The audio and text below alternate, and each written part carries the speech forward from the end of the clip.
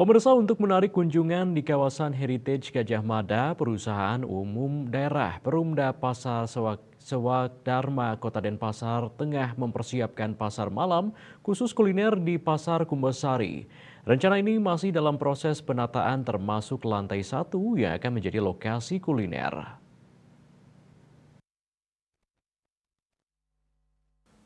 Hal tersebut diungkapkan Direktur Utama Dirut Perumda Pasar Sewakdharma Kota Denpasar, Ida Bagus Kompiang Wiranata. Dikatakannya, perheban lantai 1 sebagai upaya menambah pasar malam di Pasar Kumbasari.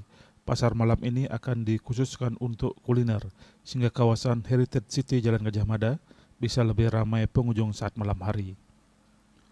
Kuliner malam tersebut akan dibuka di lantai 1 paling utara. Persiapan yang sudah dilakukan saat ini adalah pembuatan meja agar sama. Mantan Ketua Komisi 2 DPRD Kota Denpasar itu menyebutkan pihaknya juga akan memindahkan kembali sebanyak 200 orang pedagang dari Pasar Badung ke Pasar Kumbasari, sebab pedagang yang ditempatkan di Pasar Badung ini merupakan pedagang yang berjualan sore hari. Dengan dipindahkannya kembali pedagang-pedagang tersebut, arus parkir bisa lebih lengang, Pasar Kumbasari juga bisa buka sore dan malam.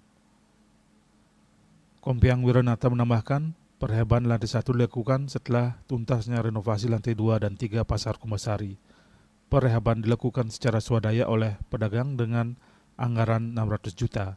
Saat ini perheban sedang berlangsung. Wartawan Bisnis Bali melaporkan.